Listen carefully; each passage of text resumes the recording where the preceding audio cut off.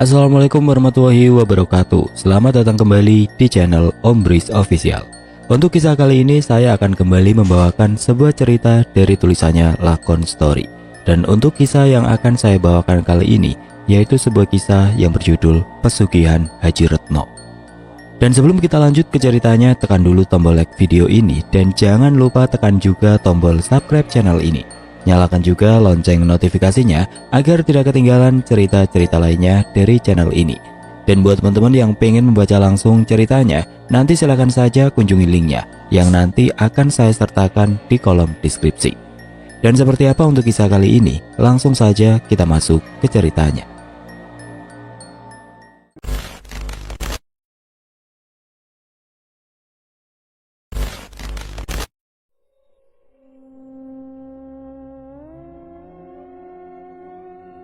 Jika diajak kembali mengenang cerita itu, tidak hanya aku, mungkin semua warga desa juga tahu jika cerita tentang Bu Retno benar-benar sangat pilu. Selain sangat menyeramkan, cerita Bu Retno seolah memberikan pelajaran bahwasanya segala sesuatu yang diperoleh dengan cara haram pasti akan berakhir dengan tidak baik. Bahkan sepertinya tidak hanya warga desa, semua orang di penjuru dunia yang waktu itu kebetulan ikut beribadah di Tanah Suci bersama Bu Retno juga melihat jika hukuman yang dialami Bu Retno benar-benar instan dan sangat nyata. Pesugihan Haji Retno. Semua nama, tempat, dan waktu dalam cerita ini disamarkan. Mohon maaf bila ada kesamaan. Bu Retno. Jika mendengar nama Bu Retno, semua warga desa pasti tahu dan mengenalnya karena saat itu, selain terkenal sebagai janda yang cukup kaya di desanya, Bu Retno juga bisa dikatakan sebagai salah satu rentenir yang ada di desanya. Setiap harinya Bu Retno kerap meminjami uang warga desa dengan bunga pinjaman yang cukup memberatkan. Dan karena tidak ada pilihan lain ketika butuh pinjaman, akhirnya tidak sedikit warga yang memang menggunakan jasa Bu Retno untuk memenuhi semua kebutuhan. Di dalam rumahnya, Ibu Retno tinggal bersama perempuan muda yang bernama Gendis, orang kepercayaannya sekaligus asistennya yang bertugas mengurus seluruh urusan Bu Retno. Hingga akhirnya semua kejadian ini pun akhirnya bermula. Pukul 8 malam.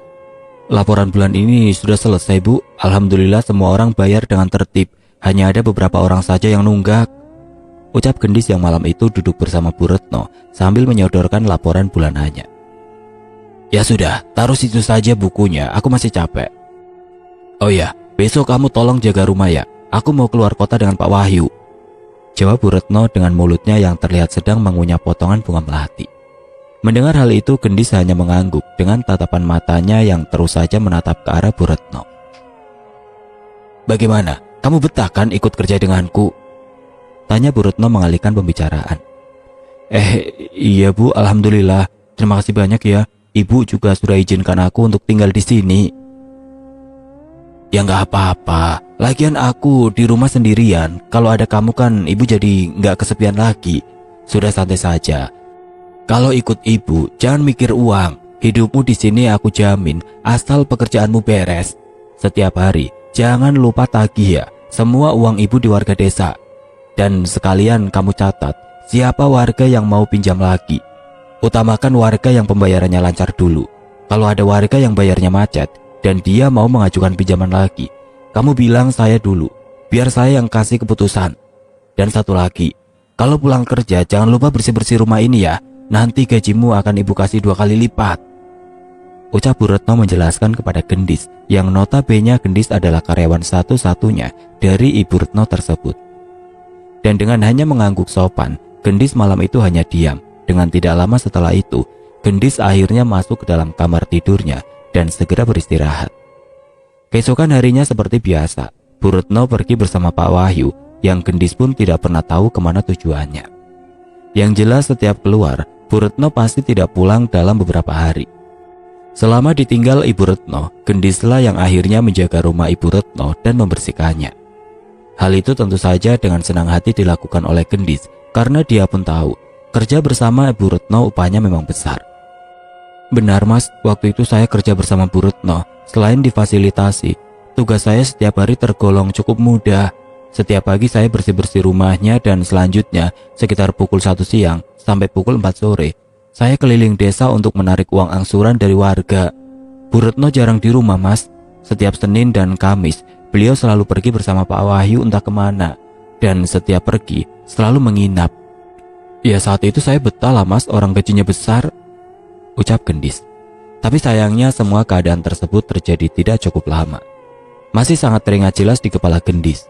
Waktu itu hampir genap 2 tahun Gendis ikut bekerja bersama Bu Retno. Kepercayaan Bu Retno terhadap Gendis juga sudah semakin kuat. Bahkan waktu itu, tidak sungkan-sungkan Bu Retno sudah menganggap Gendis seperti keluarganya sendiri. Baru kali ini saya dapat karyawan seperti kamu. Saya sudah cocok dan kamu sudah saya anggap sebagai saudara saya sendiri. Kamu jangan sampai berhenti kerja ya. Kalau butuh apa-apa, kamu tinggal bilang saja sama saya, ucap Bu Retno yang waktu itu semakin membuat Gendis betah bekerja bersamanya. Dan di saat itulah, keanehan yang ada di dalam rumah Bu Retno akhirnya perlahan mulai terjadi. Kediaman Bu Retno, jam 9 malam. Malam itu Gendis di rumah sendiri karena Bu Retno sudah pergi dari beberapa hari. Karena lelah telah bekerja seharian, Gendis malam itu memutuskan untuk beristirahat lebih awal agar keadaannya tetap sehat dan bugar. Tapi anehnya beberapa lama setelah Gendis memejamkan mata, tiba-tiba dia mendengar suara rintihan dan langkah kaki seseorang yang terdengar pelan dari arah dalam rumahnya. Dan tidak hanya suara itu saja, malam itu Gendis mencium aroma dupa yang tercium kuat dari arah lantai 2 rumah Bu Retno. Malam itu, untuk pertama kalinya saya merasakan semuanya. Selain saya mencium aroma dupa, malam itu saya juga mendengar suara langkah kaki dan suara rintihan dari lantai 2, Mas, ucap Gendis. Mendengar hal itu, Gendis pun seketika bangun dari tidurnya dan berjalan pelan ke arah lantai 2 dengan tangannya yang mulai menekan semua saklar lampu agar pandangannya bisa lebih jelas. Halo, siapa itu ya? Teriak Gendis. Karena tidak kunjung mendapat jawaban, akhirnya Gendis pun berjalan ke arah lantai 2 rumah Bu Retno tersebut dengan perasaan yang sudah semakin penasaran. Hingga akhirnya setelah Gendis sampai di lantai 2, mata Gendis seketika terbelalak. Jantungnya berdetak dengan pikiran yang sudah mulai kemana-mana. Bagaimana tidak, malam itu dengan mata kepalanya sendiri, dia melihat ada sekitar 9 sesajen yang terlihat ada di setiap sudut ruangan yang ada di lantai 2. Dan tidak hanya terlihat ada, semua sesajen tersebut nampak sangat baru dipasang dengan dupa yang menyala juga terlihat masih baru, lengkap dengan asap kecil yang keluar begitu saja. Mengetahui semua itu, Gendis pun semakin kebingungan, karena dia pun tahu yang ada di rumah itu tidak ada siapapun selain dirinya. Ah, sesajen? Sejak kapan di rumah ini ada sesajen? Perasaan ini rumah setiap hari saya bersihkan deh. Gak ada tuh saya lihat sesajen. Terus semua sesajen ini dari mana? Siapa yang taruh di sini? Mana baru banget lagi sajennya? Ucap Gendis dengan tangannya yang membolak-balikan bentuk sesajen yang terdiri dari beberapa potongan bunga, kain putih, dupa, dan beberapa benda lainnya. Karena pikirannya yang semakin tidak enak, akhirnya Gendis pun membuka semua pintu kamar yang ada di rumah Bu Retno, dengan mulutnya yang mulai berteriak-teriak memanggil seseorang. Halo, apa ada orang di sini? Siapa kamu? Jangan macam-macam ya di rumah orang. Teriak Gendis dengan sesekali memperhatikan sesajen yang terlihat ada di setiap sudut-sudut ruangan lantai 2 tersebut.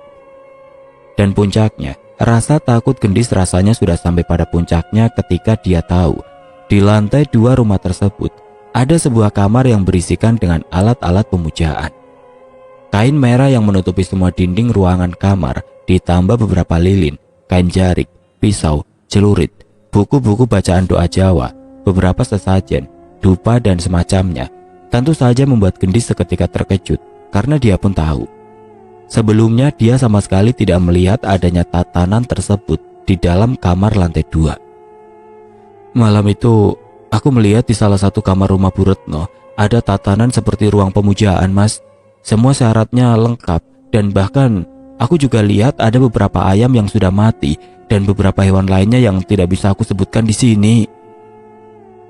Mengetahui semua itu karena Gendis yang merasa sudah ketakutan, akhirnya dia pun kembali ke lantai bawah dan dia seketika masuk ke dalam kamar tidurnya dengan pikiran yang sudah mulai kemana-mana. Masa sih Bu Retno melakukan pesugihan? Alah, Mending kalau Bu Retno sudah pulang, langsung saja aku tanyakan, pikir Gendis dengan mulai memejamkan matanya. Keesokan harinya bukannya membaik, semuanya malah semakin aneh saja. Keadaan rumah yang sebelumnya selalu bersih, pagi itu tiba-tiba terlihat kotor dengan adanya jejak langkah kaki manusia yang terlihat mengecap di mana-mana. Dan anehnya, tidak hanya di lantai, jejak kaki tersebut nampak di seluruh bagian rumahnya, mulai lantai, meja, dapur, dinding, hingga ke kamar tidur Bu Retno. Di situ mata Gendis tentu saja seketika terbelalak, seolah tidak percaya dengan apa yang sedang dia lihat. Jika jejak kaki manusia biasanya memang hanya nampak di lantai saja, pagi itu Gendis melihat benar-benar di seluruh dinding bagian rumahnya. Ah, kok aneh sih? Masa iya ada jejak kaki di dinding kayak gini? Apa ada orang bisa jalan di dinding? Sebentar. Apa jangan-jangan orang ini merangkak ya? Pikir Gendis dengan mendekati setiap jejak langkah kaki tersebut. Hingga akhirnya karena Gendis tidak mau Bu Retno sampai tahu jika kondisi rumahnya masih kotor, akhirnya dengan cepat Gendis pun seketika membersihkan dan mengepel lantai rumah tersebut agar keadaan rumah kembali bersih seperti sebelumnya. Tapi sayangnya meski sudah dibersihkan sedemikian rupa, Bu Retno waktu itu tidak kunjung pulang seperti biasanya. Dan bahkan sudah sampai setengah hari Gendis menunggu kepulangannya. Bu Retno waktu itu tidak kunjung datang, yang akhirnya Gendis pun memutuskan untuk pergi dari rumah tersebut dan mulai menarik uang angsuran kepada setiap warga desa seperti biasanya. Dan puncaknya, hari itu pun berlalu begitu saja. Sore harinya sepulang Gendis dari menarik uang di warga, saat itu Gendis kembali kebingungan karena Bu Retno masih saja tidak kunjung pulang. Dan tidak hanya itu, keadaan rumah yang sebelumnya bersih waktu itu terlihat kotor kembali dengan piring, gelas yang saat itu terlihat berantakan. Dengan perasaan yang cukup kesal, akhirnya Gendis pun kembali membersihkannya dengan bergumam tidak karuan. Di rumah ini lama-lama kok aneh ya, masa sih ada orang lain selain aku? Padahal semua ini tadi sudah aku bersihkan loh, kok sekarang kotor lagi? Pikir Gendis terheran-heran. Pukul 10 malam. Malam itu Gendis yang sebelumnya tertidur pulas tiba-tiba terbangun dengan adanya suara gelas dan piring seperti sedang dibersihkan. Dan tidak hanya itu, bersamaan dengan itu Gendis juga mencium aroma kemenyan dan dupa yang tercium dengan cukup kuat. Sekarang aku dengar ada suara orang cuci piring, mending langsung aku hampiri sajalah. Siapa sih sebenarnya orang yang suka bikin kotor rumah ini? Ucap Gendis. Karena Gendis tidak mau kehilangan jejak, akhirnya Gendis pun bangun dari tidurnya dan mulai berjalan keluar dari kamarnya untuk melihat siapa sebenarnya orang yang selama ini sudah membuat kotor rumahnya tersebut. Namun anehnya ketika pintu kamar sudah terbuka, perasaan Gendis yang sebelumnya penasaran seketika berubah menjadi ketakutan. Karena malam itu dengan mata kepalanya sendiri, Gendis melihat adanya sosok perempuan berambut panjang yang memiliki wajah mirip sekali dengan wajah Bu Retno. Dan tidak hanya rambut panjang, sosok perempuan tersebut juga memiliki postur yang sangat tinggi, melebihi tinggi manusia pada umumnya. Di situ, sosok perempuan tersebut sibuk mengotak-atik gelas dan piring yang ada di dapur rumahnya. Dengan sesekali dia terlihat membentur-benturkan kepalanya ke arah meja dapur. Dak, dak, dak, dak. Melihat semua itu, rasa takut Gendis rasanya sudah sampai pada puncaknya. Tubuhnya bergetar dengan jantung yang berdetak sangat kencang. Sudah membuktikan jika malam itu Gendis sedang menahan rasa takut yang sangat luar biasa. Dan dengan tidak berani melanjutkan langkahnya, Gendis malam itu perlahan kembali masuk ke dalam kamar tidurnya. Dan dengan cepat dia pun segera masuk ke dalam selimutnya dengan mulutnya yang terus saja berdoa sebisanya. Ya Allah, ya Allah. Malam itu untuk pertama kalinya saya melihat adanya sosok perempuan tinggi besar ada di dalam rumah Bu Retno, Mas. Meski terlihat sangat menyeramkan, wajah sosok perempuan tersebut sangat mirip dengan Bu Retno. Dan puncaknya dengan menahan semuanya, Gendis pun akhirnya memejamkan mata tepat sekitar pukul 11:30 malam. Keesokan harinya Gendis terbangun karena dia mendengar suara ketukan pintu utama di rumahnya. Mendengar hal itu Gendis pun seketika terkejut bukan main, dan dengan cepat Gendis pun berlari ke arah pintu utama rumah dan seketika membukanya. Dan ternyata Bu Retno lah yang terlihat sudah berdiri di balik pintu rumahnya tersebut. Tumben kamu jam segini baru bangun. Kamu kesiangan ya? Ini sudah jam 8 pagi loh. ucap Bu Retno, lalu kemudian Bu Retno pun masuk dan duduk di kursi yang ada di ruang tamu rumahnya. Iya Bu, kemarin malam aku gak bisa tidur, soalnya lagi banyak pikiran, ucap Gendis terbata-bata dengan dia yang terlihat ikut duduk di salah satu kursi yang ada di ruang tamu tersebut. Banyak pikiran? Ada apa? Kamu mikir apa? Apa ada warga desa yang rewel ya pas kamu tagih utangnya? Ucap Bu Retno dengan tangannya yang mulai terlihat membuka satu persatu kancing jaketnya. Bu, maaf, saya mau tanya, boleh gak Bu? Tanya Gendis pelan. Tanya aja gak apa-apa, ada apa? Kamu butuh uang? Enggak sih Bu, cuma masalah yang ada di rumah ini aja. Mendengar hal itu, Bu Retno seketika terlihat diam. Matanya menatap ke arah wajah Gendis dengan raut wajah yang terlihat penasaran. Maaf ya Bu, kemarin di lantai 2 saya lihat banyak sesajen, tapi sesajennya terlihat sangat baru dipasang. Saya takut ada orang lain yang masuk ke dalam rumah ini selain aku. Dan semalam, aku lihat ada perempuan badannya tinggi banget, tapi wajahnya mirip sekali dengan ibu. Ucap Gendis menjelaskan dengan tubuhnya yang gemetar karena dia takut jika Bu Retno marah dengan perkataannya. Dan dengan diam sejenak, Bu Retno pun akhirnya menjawab perkataan Gendis dengan cukup santai. Oh itu, iya, dulu aku lupa bilang ke kamu. Jadi di kamar lantai 2 itu ada barang-barang seperti bunga, dupa dan sebagainya. Itu memang sengaja aku letakkan di situ. Kamu tahu kan, biasa budaya orang Jawa untuk menghormati leluhur.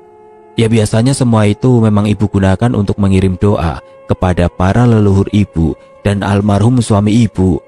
Dan untuk perempuan yang kamu lihat, apa ya itu? Ibu juga nggak tahu siapa dia. Ya kalau dia hantu, ya sudah biarkan saja. Toh semua rumah juga pasti ada penunggunya. Ah, sudahlah, jangan hiraukan. Ingat niat kamu di sini apa? Bekerja kan? Gak ada yang lain. Kamu gak usah ikut campur urusan ibu. Intinya jika ada yang terlihat kotor di rumah ini, gak usah banyak ngomong, langsung bersihkan saja. Dan kalau sudah selesai bersih-bersih, kamu langsung tagih uang ke warga. Sudah cukup, itu saja yang kamu pikir. Yang lain mah gak usah kamu pikir. Terang Bu Retno menjelaskan dengan senyumannya yang terlihat memang seperti sedang menyembunyikan sesuatu. Di situ karena Gendis merasa sama sekali tidak mendapat jawaban dan dia pun sudah dilarang untuk ikut campur semua urusan yang lain. Akhirnya waktu itu Gendis pun hanya diam sambil mengangguk perlahan. Dan sejak saat itulah Gendis mulai bersikap acuh dengan semua keanehan yang terjadi di rumah Bu Retno. Setiap ditinggal Bu Retno pergi, di rumahnya Gendis selalu melihat ada banyak sekali barang-barang yang tiba-tiba berserakan. Selain lantai dan perabotan yang juga tiba-tiba terlihat kotor, hampir di setiap malam, Gendis mendengar suara langkah kaki, suara obrolan seseorang, suara tangisan, suara anak kecil berlari hingga suara desahan yang jika didengar dengan lebih teliti, suara desahan tersebut seperti suara desahan Bu Retno yang sedang melakukan hubungan badan. Namun anehnya, setiap mendengar suara dan Gendis keluar kamar untuk memastikannya, keadaan rumahnya selalu terlihat tetap sepi dengan tidak ada satupun orang yang terlihat ada di dalamnya. Setiap malam di dalam rumah Bu Retno, saya selalu mendengar suara aneh, Mas.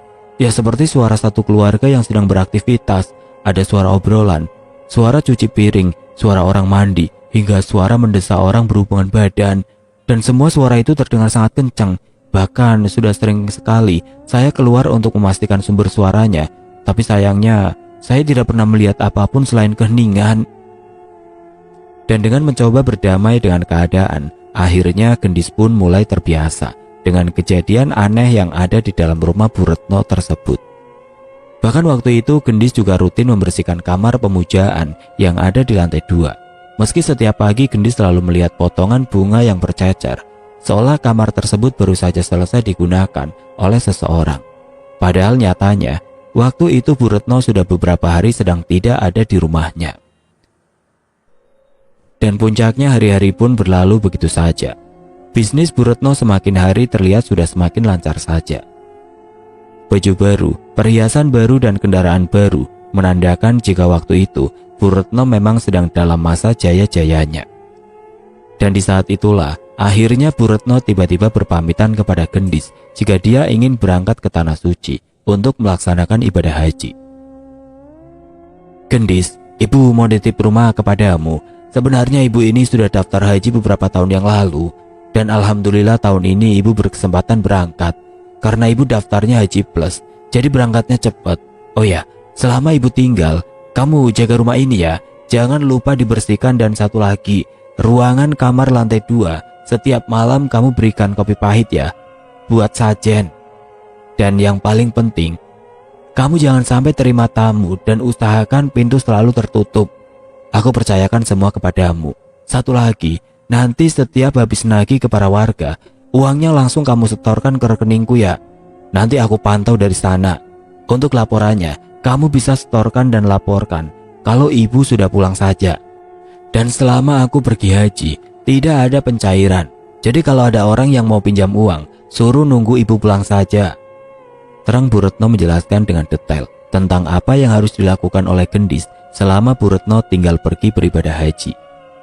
Dan dengan mendengarkan secara seksama, Gendis waktu itu hanya mengangguk, seraya memberi tanda jika dia sudah mengerti dengan semua arahan dari Bu Retno tersebut. Singkat cerita, setelah hari yang ditentukan telah tiba, Bu Retno waktu itu akhirnya berangkat ke Tanah Suci dengan tidak ada satupun warga ataupun saudara yang mengantarnya. Selama ditinggal pergi ke Tanah Suci bukannya tenang, keadaan rumah bisa dibilang sudah semakin aneh saja. Bahkan tidak hanya suara, setiap malam Gendis malah sering mendengar suara ketukan pintu kamarnya yang terdengar sedang diketuk paksa oleh seseorang. Dan tidak hanya itu, dari bawah, Gendis juga seringkali melihat adanya sosok nenek-nenek yang berjalan bungkuk mondar-mandir di area lantai 2, tepatnya di bagian depan pas kamar pemujaan. Waktu itu selama ditinggal Bu Retno pergi ke Tanah Suci, gangguan yang ada malah semakin berat, Mas. Tidak hanya suara, saya malah sering sekali melihat sosok nenek-nenek bungkuk di area lantai 2, dan tidak jarang pula pintu kamar saya digedor secara paksa. Sebenarnya waktu itu saya sudah tidak kuat jika harus terus berada di dalam rumah itu.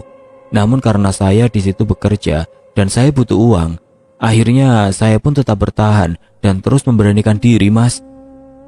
Dan puncaknya hari-hari pun berlalu begitu saja dengan Gendis yang selalu melakukan aktivitas hariannya. Bu Retno kapan pulangnya ya, Mbak? Tanya Bu Wati yang notabene Bu Wati adalah salah satu warga desa yang memiliki tanggungan hutang kepada Bu Retno. Sepertinya seminggu lagi lah, Bu. Ada apa ya? Ibu mau pinjam lagi? Nanti biar aku sampaikan. Ini angsuran ibu lancar kok.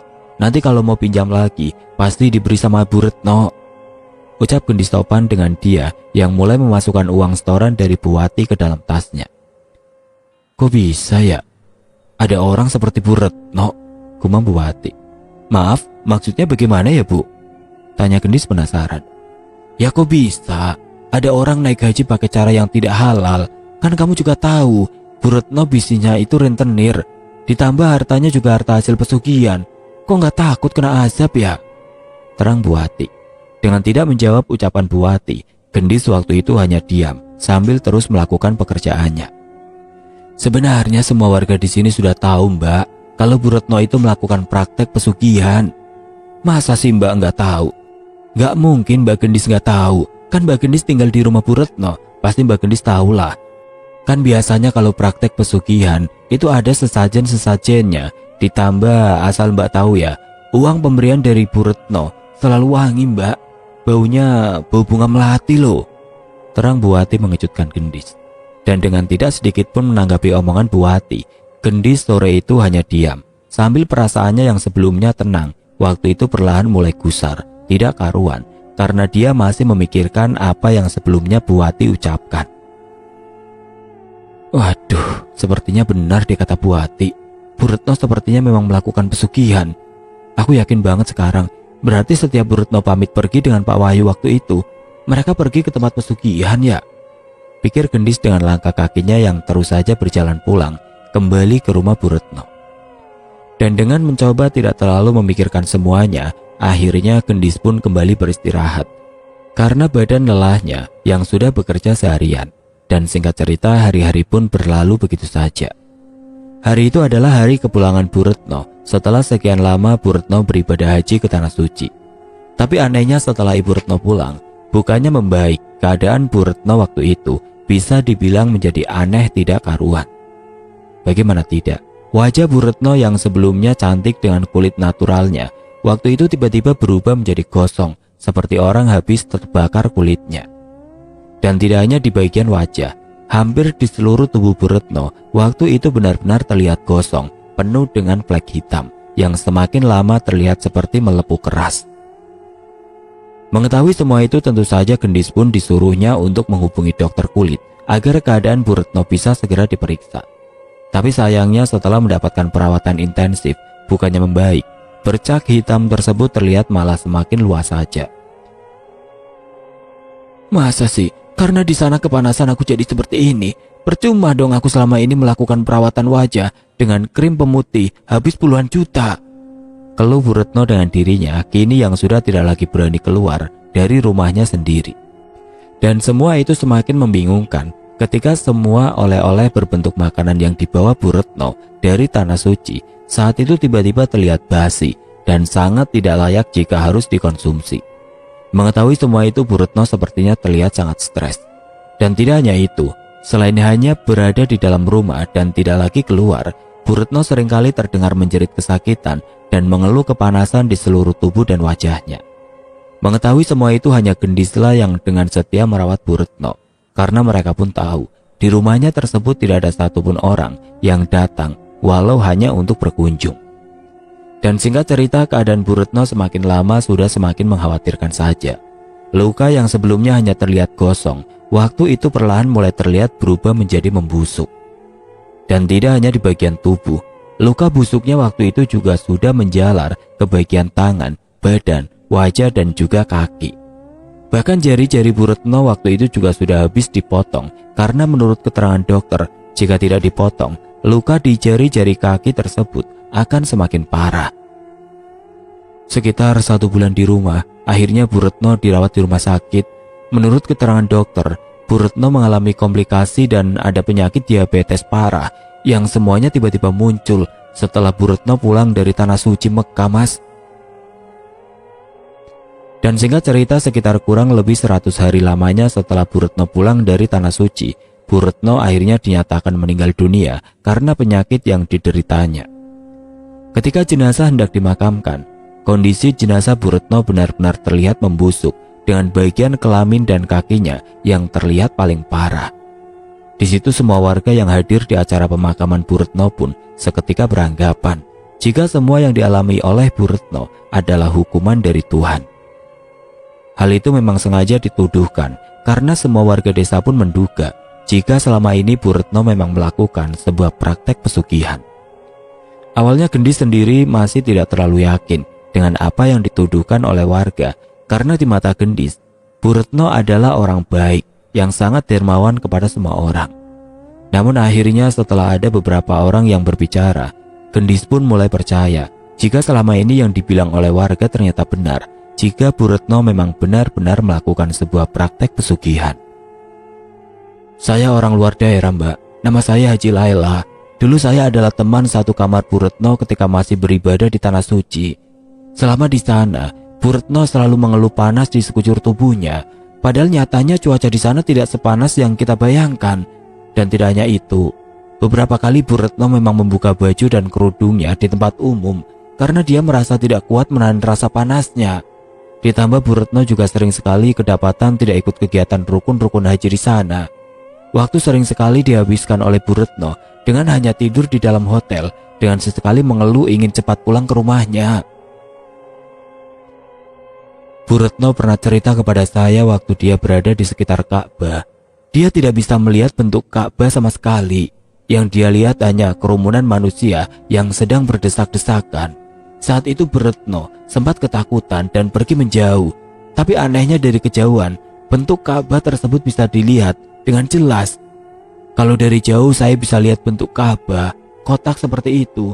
Tapi waktu saya mendekat, saya tidak bisa lagi melihatnya. Pandangan saya buram dan tertutup oleh banyak orang. Padahal kan Ka'bah itu besar. Malahan saya sudah dibantu oleh beberapa teman untuk melihatnya. Namun saya tidak melihat apa-apa selain hanya pandangan buram, seperti orang dengan mata minus. Ucap saksi menirukan ucapan Bu Retno. Kalau memang selama ini semua orang sudah curiga jika Bu Retno melakukan pesugihan, Jawabannya memang iya. Sayalah supirnya. Saya yang mengantarnya, meski saya tidak berani memastikan jika Bu Retno ikut melakukan pesugihan. Tapi yang jelas, setiap Bu Retno mengajak saya pergi, kami selalu pergi ke tempat itu. Dan tempat itu memang tempat yang dikenal sebagai tempat mencari pesugihan yang ada di Jawa Timur. Mungkin itu adalah beberapa keterangan yang bisa memberi alasan kenapa Bu Retno mengalami hal demikian. Meski semuanya hanya dugaan, tapi sepertinya apa yang dicurigai warga memang sebuah kenyataan. Terlepas dari itu semua, apa yang dialami Bu Retno adalah kehendak dari Yang Maha Kuasa. Semoga dengan adanya cerita ini bisa memberi pelajaran dan membuat kita lebih berhati-hati lagi dalam menjalani hidup.